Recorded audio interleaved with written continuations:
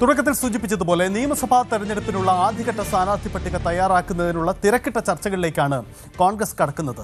നാളെ ഡൽഹിയിൽ ചേരുന്ന സ്ക്രീനിംഗ് കമ്മിറ്റി യോഗത്തിൽ ആദ്യ പട്ടികയ്ക്ക് അന്തിമ രൂപം നൽകുമെന്നതാണ് പ്രത്യേകത. തെരഞ്ഞെടുപ്പ് പ്രഖ്യാപനത്തിന്റെ അന്ന് തന്നെ ആദ്യ പട്ടിക പ്രസിദ്ധീകരിക്കുക, അത് പുറത്തിറക്കുക എന്ന ഒരു വലിയ ശ്രമകരമായ ദൗത്യമാണ് കോൺഗ്രസിന് മുന്നിലുള്ളത്. അതിനുള്ള ശ്രമമാണ് അവർ നടത്തുന്നതും. ഇതിനു മുമ്പായി ഘടകകക്ഷികളുമായുള്ള ചർച്ചകളൊക്കെ പൂർത്തീകരിക്കേണ്ടതുണ്ട്. രണ്ട് പ്രധാനപ്പെട്ട ഘടകകക്ഷികൾ നിർണായകമാണ്. ഒന്ന് മുസ്ലിം ലീഗ്, മറ്റൊന്ന് കേരള കോൺഗ്രസ്. മുസ്ലിം ലീഗുമായി കാര്യമായ തർക്കങ്ങളൊന്നുമില്ല, പക്ഷേ ചില സീറ്റുകളിലെ വെച്ചുമാറലുകളാണ്. ലീഗ് കഴിഞ്ഞ തവണ മത്സരിച്ച അതേ സീറ്റുകൾ തന്നെ ഇത്തവണ കോൺഗ്രസ് വിട്ടുകൊടുക്കും. അത് അവർക്കിടയിൽ ധാരണയുണ്ടായിട്ടുണ്ട്. പക്ഷേ ചില സീറ്റുകളിലെ വെച്ചുമാറലുകൾ സംഭവിക്കുമെന്നതാണ് പ്രധാനപ്പെട്ട കാര്യം. അതേസമയം കേരള കോൺഗ്രസുമായുള്ള സാഹചര്യം അതല്ല. അത് നമുക്ക് പിന്നീട് വിശദമായി പരിശോധിക്കാം. എന്തായാലും കോൺഗ്രസിൻ്റെ ആലോചനകൾ, ഒപ്പം തന്നെ കോൺഗ്രസ് ആദ്യം പ്രസിദ്ധീകരിക്കാൻ പോകുന്ന പട്ടിക, അതിൻ്റെ വിശദാംശങ്ങളൊക്കെയാണ് പ്രധാനപ്പെട്ട നീക്കമായി മാറുന്നത്. നമുക്കിതിൻ്റെ രാഷ്ട്രീയ സാഹചര്യം പരിശോധിക്കാം. എന്താണ് കോൺഗ്രസിൻ്റെ ആലോചനകൾ എന്നതാണ് പ്രധാനപ്പെട്ട കാര്യം. ഇതിനിടയിലാണ് ലീഗുമായുള്ള ചർച്ചകൾ കൂടി പൂർത്തിയാവേണ്ട സാഹചര്യം കൂടിയുള്ളത്. നമുക്ക് നോക്കാം ഇതിൻ്റെ രാഷ്ട്രീയ സാഹചര്യം. CV അനുമോദ് മലപ്പുറത്ത് നിന്നും. Anumod, good morning. അനുമോദ്, എന്തായാലും കോൺഗ്രസ് ഒരു പട്ടിക പ്രസിദ്ധീകരിക്കാൻ ഒരുങ്ങിയാണ്. അതിനു മുമ്പ് അവർക്ക് ഘടകകക്ഷികളുടെ ചർച്ച പൂർത്തീകരിക്കുക എന്നൊരു വലിയ വെല്ലുവിളി അവർക്ക് മുന്നിലുണ്ട്. ഇതിൽ സുപ്രധാനം ലീഗുമായുള്ള ധാരണയാണ്. നിലവിൽ PK കുഞ്ഞാലിക്കുട്ടി ഡൽഹിയിലെത്തി കേന്ദ്ര കോൺഗ്രസ് നേതൃത്വവുമായി ഒരു കൂടിക്കാഴ്ച എന്ന സൂചനയുണ്ടായിരുന്നു. പക്ഷേ ഇപ്പോൾ അറിയുന്നത് അത്തരമൊരു നീക്കം ഉണ്ടാവില്ല എന്നതാണ്. എന്താണ് ഇപ്പോൾ നടക്കാൻ പോകുന്ന നീക്കങ്ങൾ? ലീഗുമായുള്ള എന്തെങ്കിലും തരത്തിലുള്ള തർക്കങ്ങൾ അവശേഷിക്കുന്നുണ്ടോ? ഇപ്പോൾ ഈ സീറ്റുകൾ കൈമാറുക എന്നൊരു പ്രപ്പോസൽ ഇപ്പോഴും ഉണ്ടല്ലോ. അങ്ങനെയെങ്കിൽ അത് ഏതൊക്കെ സീറ്റുകളിലാണ് ആ ധാരണ ഉണ്ടായിരിക്കുന്നത്? അനുമോദ്.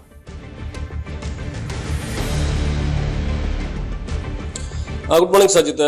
PK കുഞ്ഞാലിക്കുട്ടി ഇന്ന് ദില്ലിയിൽ എത്തുമെന്നായിരുന്നു ആദ്യം പറഞ്ഞിരുന്നതെങ്കിലും അത് മാറ്റിവെച്ചിട്ടുണ്ട്. ഈ ആഴ്ച തന്നെ മറ്റൊരു ദിവസമായിരിക്കും അദ്ദേഹം ഡൽഹിയിലെത്തി കോൺഗ്രസിന്റെ നേതാക്കളുമായുള്ള കൂടിക്കാഴ്ച നടത്തുക. സീറ്റ് കൈമാറ്റ ചർച്ചകൾ ഇപ്പോഴും പുരോഗമിക്കുകയാണ്. നേരത്തെ തന്നെ UDF ഒരു തർക്കമുണ്ടാക്കുന്ന സാഹചര്യം ലീഗ് തീർക്കില്ല എന്ന ഒരു തീരുമാനം ആദ്യമേ പ്രഖ്യാപിച്ചിരുന്നു. സമാനമായ രീതിയിൽ തന്നെയാണ് ലീഗിന്റെ ഇപ്പോഴത്തെ ആലോചനകൾ. പ്രധാനമായിട്ടും ചർച്ചകൾ നടക്കുന്നത് തിരുവമ്പാടി സീറ്റിനെ ചൊല്ലിയാണ്. തിരുവമ്പാടി സീറ്റ് കോൺഗ്രസിന് ഏറ്റെടുക്കണമെന്നുണ്ട്. പക്ഷേ ലീഗ് പകരം ആവശ്യപ്പെടുന്നത് പട്ടാമ്പി സീറ്റാണ്. ഇത് പൂർണ്ണമായിട്ടും അംഗീകരിക്കാൻ കോൺഗ്രസ് തയ്യാറായിട്ടില്ല.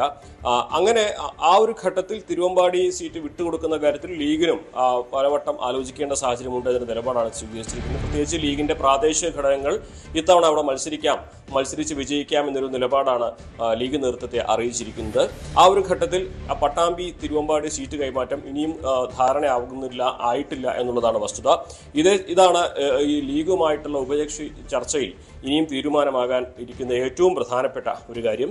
മറ്റൊന്ന്, സീറ്റ് കൈമാറ്റം നടക്കുന്ന ഒന്ന് കോങ്ങാടാണ്. കോങ്ങാടും ചേലക്കരയും വെച്ചുമാറുന്നതിനെ ചൊല്ലി ഏകദേശം ധാരണയായിട്ടുണ്ട് ലീഗും കോൺഗ്രസും തമ്മിൽ എന്നാണ് അറിയാൻ കഴിയുന്നത്. ഇത് സംബന്ധിച്ചുള്ള പ്രഖ്യാപനം ഏറെ വൈകാതെ തന്നെ ഉണ്ടാകും. രണ്ടും സംവരണ സീറ്റുകളാണ്. കോങ്ങാട് ലീഗിന് മത്സരിച്ച് വിജയിക്കാനാകില്ല എന്ന് ലീഗിന്റെ താഴെ ഘടകങ്ങൾ തന്നെ മേൽ ഘടകങ്ങളെ അറിയിച്ചിരുന്നു. അതുകൊണ്ട് തന്നെ കോങ്ങാട് വിട്ടുകൊടുക്കാൻ ലീഗ് തയ്യാറായിരുന്നു. പകരം ചേലക്കര രണ്ടും സിറ്റിംഗ് സീറ്റ് അല്ല എന്നുള്ളത് കൊണ്ട് തന്നെ അവിടെ വലിയ പ്രശ്നങ്ങൾ ഉണ്ടാകാതെ ആ ഒരു സീറ്റ് കൈമാറ്റം ധാരണയാകും എന്ന് തന്നെയാണ് മനസ്സിലാക്കാനാകുന്നത്. അപ്പോൾ കോങ്ങാടും ചേലക്കരയും ലീഗും കോൺഗ്രസും വെച്ചുമാറുമെന്ന വിവരം തന്നെയാണ് ഇപ്പോൾ ലഭിക്കുന്നത്. പിന്നീട് ഒന്നുള്ളത് പുനലൂരാണ്. പുനലൂർ കഴിഞ്ഞ തവണ മത്സരിച്ച് ജയിക്കാൻ കഴിയാത്തൊരു സീറ്റ്, അവിടെ മത്സരിക്കേണ്ടതില്ല എന്ന് ലീഗിന്റെ താഴെ ഘടകങ്ങൾ നേതൃത്വത്തെ അറിയിച്ചിരുന്നു. പകരം അവരാവശ്യപ്പെടുന്നത് ഇരവിപുരമോ അതേപോലെ ചടയമംഗലമോ ആണ്. പക്ഷെ ഇത് സംബന്ധിച്ചും ഒരു ധാരണയായിട്ടില്ല. അവിടെ ഉഭയകക്ഷി ചർച്ച.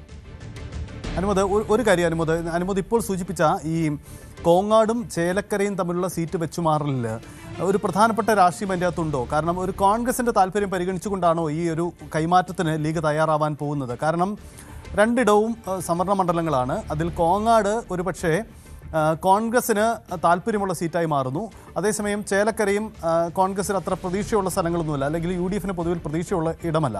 പിന്നെ എന്തുകൊണ്ടാണ് ചേലക്കര കോങ്ങാട് കൈമാറ്റം എന്ന ഒരു ആലോചന ഇവർക്കിടയിൽ നടന്നതിന് കാരണം?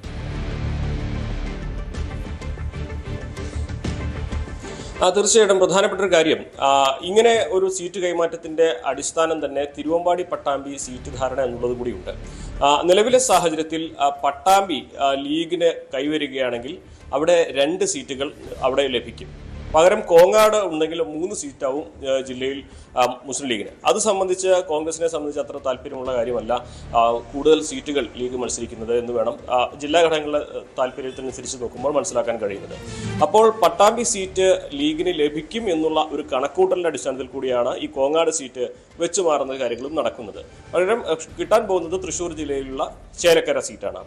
തൃശ്ശൂർ ജില്ലയിലെ തന്നെ മറ്റൊരു സീറ്റായ ഗുരുവായൂർ വെച്ചു മാറുന്നത് ചർച്ച നടന്നെങ്കിലും അത് പൂർണ്ണമായിട്ടും ഫലം കണ്ടിട്ടില്ല. മാത്രമല്ല ഈ പാലക്കാട് ജില്ലയ്ക്കപ്പുറം മറ്റ് ജില്ലകളിലൊന്നും ലീഗിന് വലിയ സാന്നിധ്യം ഇതുവരെ അറിയിക്കാൻ കഴിയാത്തൊരു സാഹചര്യത്തിലാണ് ചേലക്കര അത് പരിഗണിക്കാവുന്ന ഒന്നായിട്ട് അവർ കാണുന്നത്. മാത്രമല്ല തൃശ്ശൂരിൽ 2 ഇടങ്ങളിൽ മത്സരിക്കാൻ കഴിയും എന്നുള്ള കാര്യം കൂടി അവിടെ പ്രധാനമായിട്ടുണ്ട്.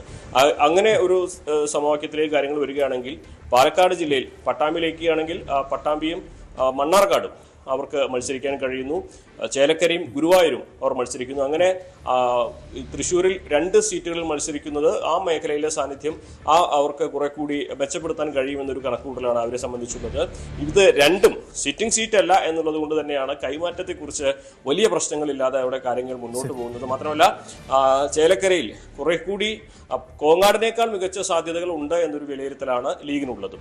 സജിത്ത്, യെസ്, അത് വളരെ പ്രധാനപ്പെട്ടതാണ്. എന്തായാലും 2 സിറ്റിംഗ് സീറ്റുകളല്ല എന്നതുകൊണ്ട് തന്നെ ഈ വെച്ചുമാറൽ അവസാനം എത്തിയിരിക്കുന്ന ഈ സീറ്റ് വെച്ചുമാറലിന് തർക്കത്തിനിടയിൽ അത് അനുമോദ് സൂചിപ്പിച്ച കൃത്യமான കാര്യമാണ്. അനുമോദ് ഒന്ന് തുടരുക. എന്തായാലും മറ്റൊരു പ്രധാനപ്പെട്ട കാര്യം ഈ കോൺഗ്രസിൻ്റെ പ്രഖ്യാപനവുമായി ബന്ധപ്പെട്ടാണ്. നാളത്തെ സ്ക്രീനിംഗ് കമ്മിറ്റി യോഗത്തിൽ എന്ത് നടക്കുമെന്നത് നിർണായകമാണ്. കാരണം കോൺഗ്രസിനെ സംബന്ധിച്ച് ആദ്യഘട്ടത്തിൽ പുറത്തിറക്കാൻ കഴിയുന്നത് നിലവിലുള്ള സിറ്റിംഗ് സീറ്റുകൾ, നിലവിലുള്ള MLA മാർ അവർക്ക് വീണ്ടും സീറ്റ് അനുവദിക്കുക എന്ന ആലോചനയായിരിക്കാം. ഡാൻ കുര്യൻ ഒരുപക്ഷെ വിശദാംശങ്ങൾ പൂർണ്ണമായും പങ്കുവയ്ക്കും. Dan, good morning Dan. എന്തായാലും ഈ സ്ക്രീനിംഗ് കമ്മിറ്റി യോഗത്തിൽ നാളെ ഈ അന്തിമ പട്ടികയ്ക്ക് ആദ്യഘട്ട പട്ടികയ്ക്ക് ഒരു അന്തിമ രൂപം എന്ന് പറയുമ്പോൾ നിലവിലുള്ള സിറ്റിംഗ് MLA മാർക്കെല്ലാം സീറ്റ് അനുവദിക്കുന്നു. രാഹുൽ മാങ്കൂട്ടം പാലക്കാട് ഒഴിച്ചു നിർത്തുന്നു, തൃപ്പൂണിത്തുറയും മാറ്റി നിർത്തുന്നു. അതിനപ്പുറം ആ ഒരു പ്രഖ്യാപനമാണോ നാളെ നടത്താൻ പോകുന്നത്? മറ്റെന്തെങ്കിലും മാറ്റങ്ങളോ അല്ലെങ്കിൽ കൂടുതൽ ഇടങ്ങളിലേക്കുള്ള ഒരു പ്രഖ്യാപനത്തിന് സാധ്യതയുണ്ടോ?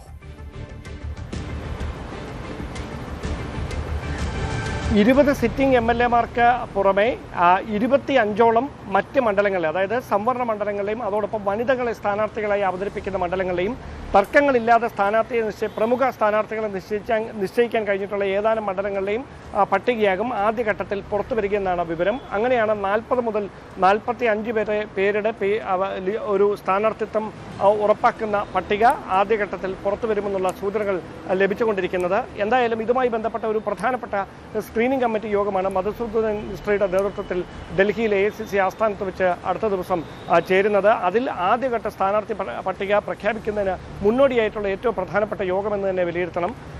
ഇപ്പോൾ പുറത്തു വരുന്ന സൂചനകൾ അനുസരിച്ച് കോൺഗ്രസ് നേതൃത്വത്തിൽ ഒരു വിഭാഗം പെട്ടെന്ന് സ്ഥാനാർത്ഥി പ്രഖ്യാപനം നടത്തേണ്ടതുണ്ടോ എന്നൊരു ആശങ്ക പങ്കുവെക്കുന്നുണ്ട്. അതായത് BJP അടക്കം അവസരം കാത്തിരിക്കുകയാണ്.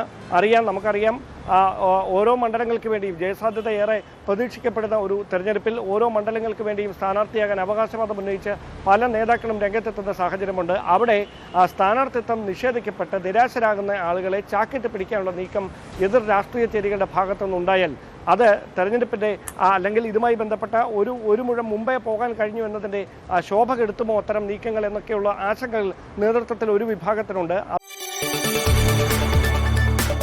കൂടുതൽ വാർത്തകൾക്ക് News 18 Keralam YouTube channel subscribe ചെയ്യുക.